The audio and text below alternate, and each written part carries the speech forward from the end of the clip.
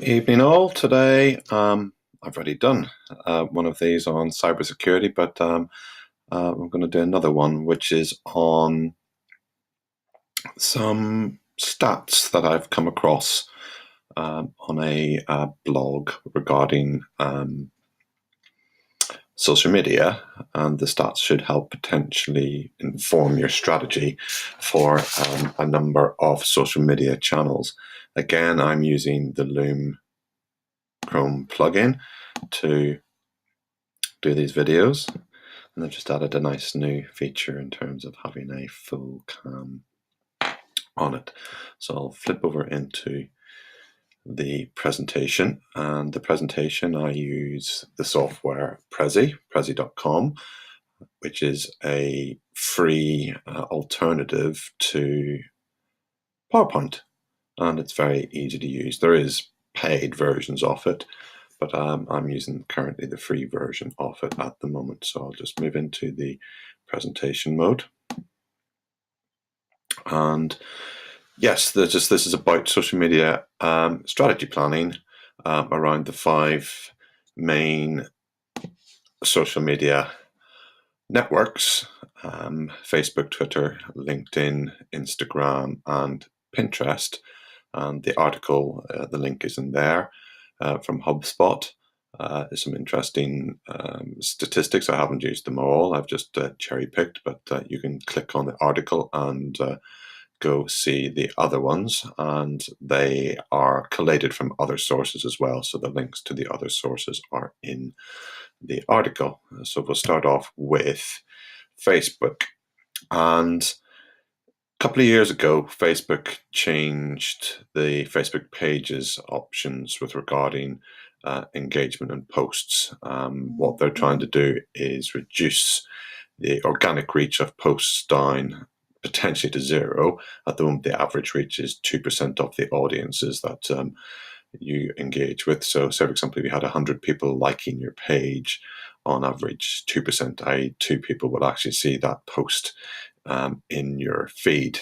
The Facebook is trying to encourage you to boost the posts, and basically it becomes a form of paid marketing, which isn't a bad thing. It can be very effective, but you just got to think about your strategy.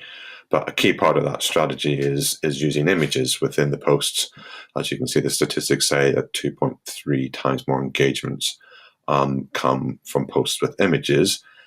But even then, the real engagement type post is ones with video, which generate 16% more engagement per post than videos, than images.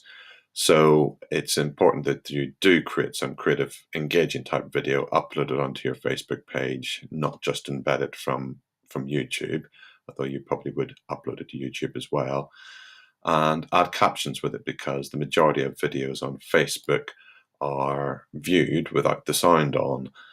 So it's important that you have captions on it. So yes, so on Facebook, the sort of strategy in terms of the tactics you should be using is more images, more creative images, and using videos. And you're going to, as we go along, you'll see there is probably a theme with regards to the underlying advice and trends for 2017. It seems to be images are the way and videos are the way to go. Likewise, on Twitter, tweets with images receive 18% more click-throughs and 89% more likes and 150% more retweets there. So it's important to have good, engaging images or animated GIFs, or indeed embedded videos, short ones, on the tweets. Ideal tweet length to be about 100 characters, and there's some other stats there, but certainly the ideal type of tweet would be about 100 characters here. A hashtag, in this case, Torbay Hour, or what day is today? Wednesday. Well, that'll be Devon Hour tonight. A link to the source, ideally back to your site and blog post, and an image that will sort of appear in the stream so that people can actually then sort of stop and see it within their stream, because otherwise it gets very, very busy. Likewise, again, here we go again, images on LinkedIn. The increases the comment rate by 98%. So likewise with LinkedIn, what you're looking for is the images and links as well back to another source, ideally again back to your website. So that's important because the website needs to become the hub of your market activity, and reaching out from there. They suggest also 20 posts a month can reach 60% of your audience. So if you engage, say, with 1,000 people and you're posting regularly on LinkedIn, then that will appear in their news feeds and streams. So basically keeps you in their mind's eye.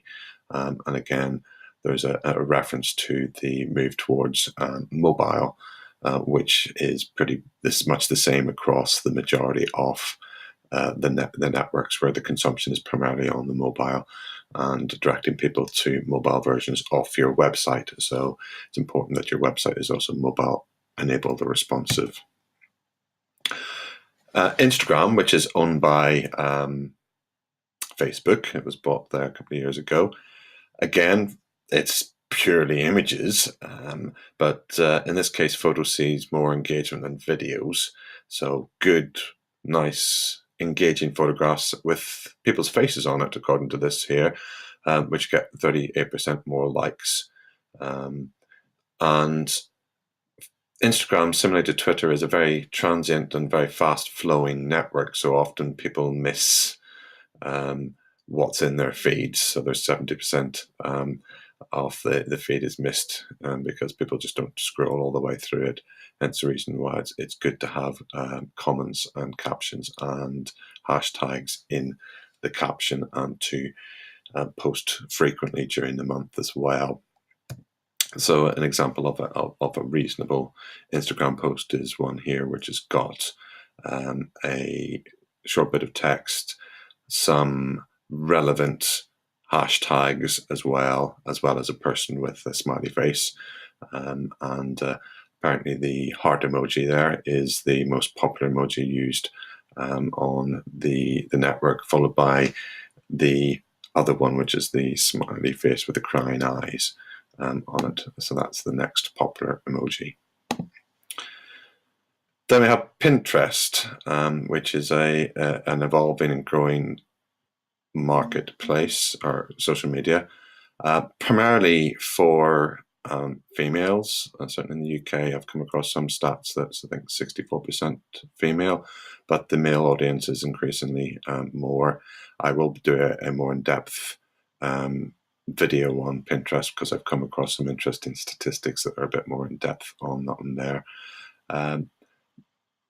I use it quite regularly, but mostly just to look at infographics. My wife and daughter are constantly on it, looking for ideas for things to do, things to make, things to buy.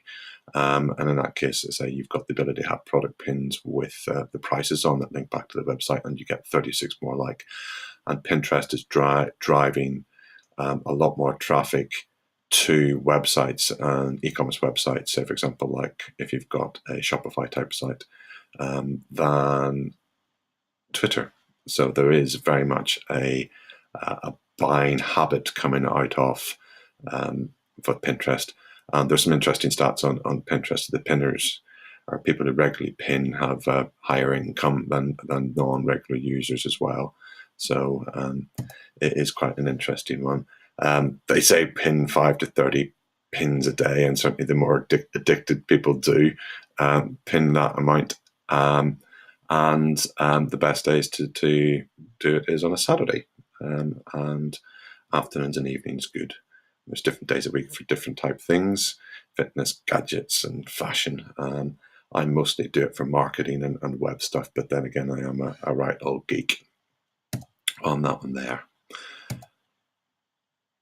And that's it for those sort of 5 key networks. I'll put some links in the blog post to it, and if you've got any questions, feel free to visit the website consiliosa.co.uk to get back to me, or tweet me at vmaconville on the old Twitter thingamajig.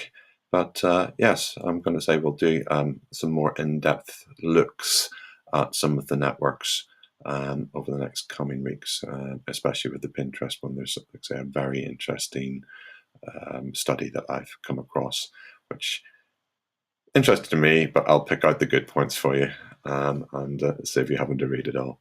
There we go. So again, going to finish off. I'll come back into the big mode here on Loom. Yes, this Loom video screen recording software is free. It's a Chrome extension, and it is really, really good and really quick and easy. So I've just finished this in probably a bit more than 5 minutes, but it's easily then sort of downloaded, embedded into YouTube, or shared from Loom itself and embedded into a blog post. So it's a very useful thing. And I'm also using it to help people do a bit of training on things like WordPress. So it's very, very useful. So I shall say goodbye for now. And if you've got any questions, feel free to get in touch.